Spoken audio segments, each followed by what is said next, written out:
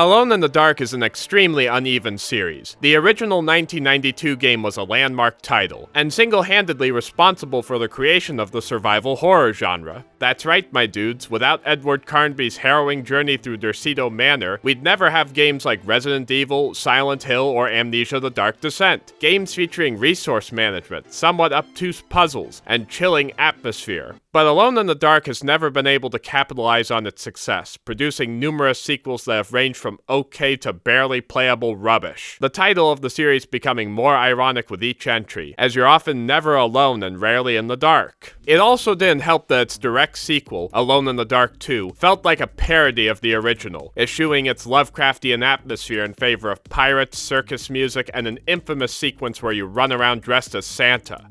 No, really. Alone in the Dark 3 had all the same problems as 2, but this time it was set in the Old West, and, well, just listen to the music.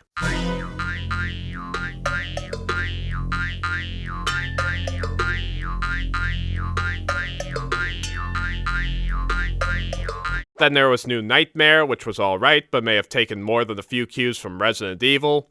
Resident Evil.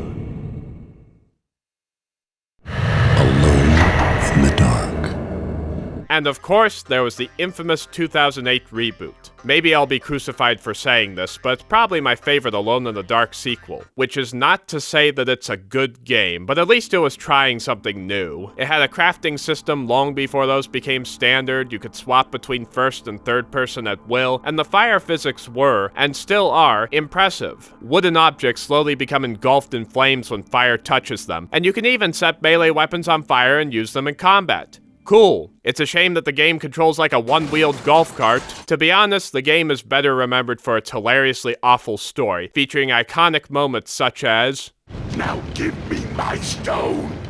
I don't have your stone, and fuck you anyway! And also, "I'm the light bringer! I'm the fucking universe!" The series has mostly faded into obscurity, save for an attempted reboot a few years back which was met with a collective shrug. But it's easy to forget that there were 2 attempted reboots before then. One was a straight-up remake of the original, which was sadly cancelled, and the other was Alone in the Dark Illumination, which was unceremoniously dumped onto the Steam store in the summer of 2015. There's a reason for that. Holy shit! Holy shit! What Like, happened? Great, do me a favor. Just jump like here, and just like look straight, or like look towards me. Look towards you. Yeah. Yep. Dude, oh, there's a... Look at this. Oh, What the fuck you is got- this? I have no idea, but whatever the fuck. It's a goblin.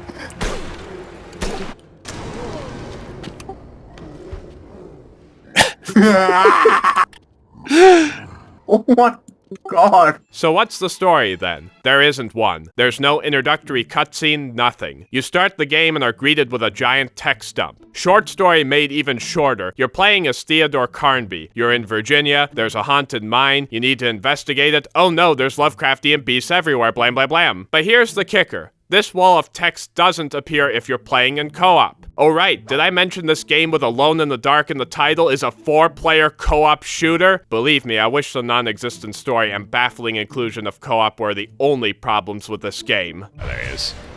Cool.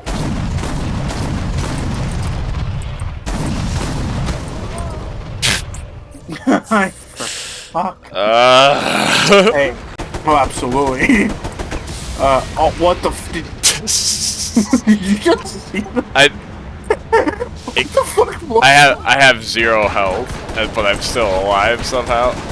Okay, let's cut to the chase. This is the worst game I've played for this channel. No hyperbole, the worst game I've played for this channel. Worse than The Cartel, worse than Tunnel Rats, and yes, worse than Zombier. That game was extremely repellent, but at least it felt like it was made by a human being, one whom I wouldn't want to be stuck in an elevator with, but a human being nonetheless. Alone in the Dark Illumination, by contrast, is a cold, cynical product that was either made by a machine or by people who were completely dead on the inside. To say that the bare minimum effort was put into making this game is an insult to the idea of bare minimum effort. If it were just a by-the-numbers Left 4 Dead clone, I'd probably have a decent time with it. But the fact that it fails to even be a by-the-numbers Left 4 Dead clone is what makes it all the more embarrassing. Remember all the sharply written dialogue between the characters in Left 4 Dead? Yeah, this game has none of that. Nobody talks. Hell, characters barely even grunt when they take damage. This, in combination with the lack of ambience in some levels, makes the game oddly disquieting. Not disquieting in the sense that it's properly unsettling, but more that it just makes you wonder, again, if human beings made this game.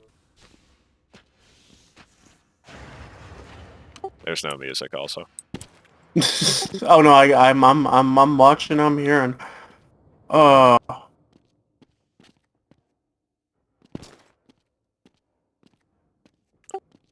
like no ambience either. Was this even playtested? Because I'm pretty sure the QA notes would have said something along the lines of, where's the ambience? Why don't these characters interact with each other? Can you please let us out of the basement? Oh god, we're all starving. Please just let us go. We don't want to play this shitty game anymore. Gameplay-wise, it shoots itself in the foot immediately by not allowing you to revive dead teammates. There are 4 classes, a priest, a hunter, an engineer, and a witch. And as far as I can tell, none of them have the ability to revive. If you die, you have to wait for the remaining players to find a safe room. Sometimes that can take as long as 20 minutes. And this is made worse by how buggy and unstable the game is, so random deaths are pretty much a guarantee. Oh, and here's a funny thing. If you're not the host and die while playing as the priest, you get kicked from the game. Okay. Oh, I'm dead. What? Well, it kicked me out of the game, Greg. Wait, what? It kicked me out of the game.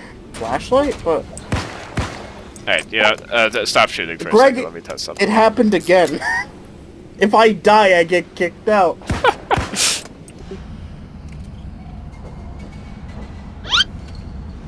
Good. Greg, guess what happened?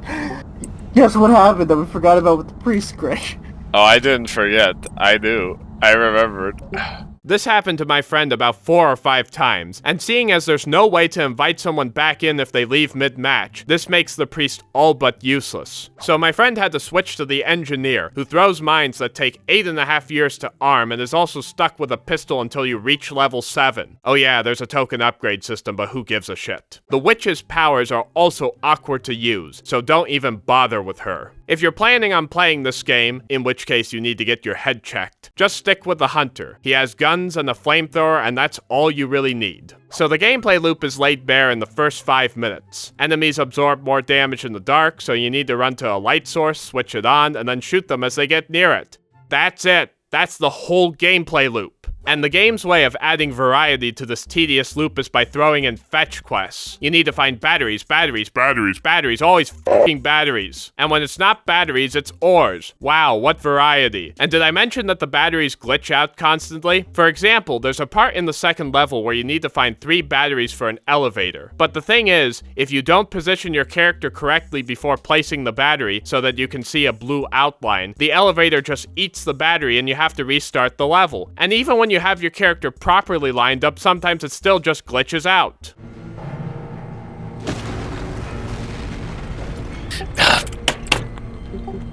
What happened? What do you think happens? Yeah, Sam? I understand. Oh, shit. Alright, now, Greg. I'll No. in the area. It was literally it did not go in. It was literally glitching in and out. Alright, I guess we restart. So you restart. Oh my god, holy shit. Okay. Oh my god, wow, that really just doesn't... No!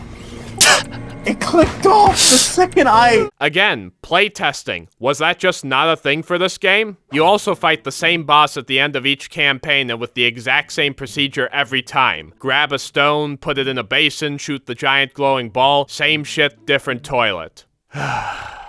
I understand that the goal of a critic is to be constructive. Ideally, you should be providing useful feedback with your criticisms. Fair enough, but to push back on that a little, sometimes the only constructive thing you can say about a game is that it should never have been made. This is one of those games. Alone in the Dark Illumination is the worst type of bad game. It's not so bad it's good, nor is it deeply flawed but with some interesting ideas. It's just plain old bad. The kind of bad where you're constantly aware of how much time you're wasting playing it. To circle this analysis back to the beginning, a game responsible for the creation of an entire genre deserves better than 2 okay games and a handful of shitty ones. Has the original held up well? No. But it's still an important game. My hope is that one day the series comes roaring back from the dead in the same way Silent Hill did.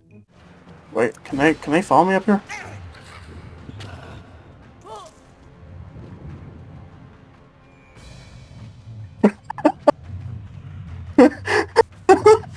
Nope. No, they fucking can't. Yeah, Sam, you're a genius. I was going to conclude this video by stating that Alone in the Dark Illumination, at a conceptual level, should have been left alone in the dark. But it doesn't even deserve that cliched observation.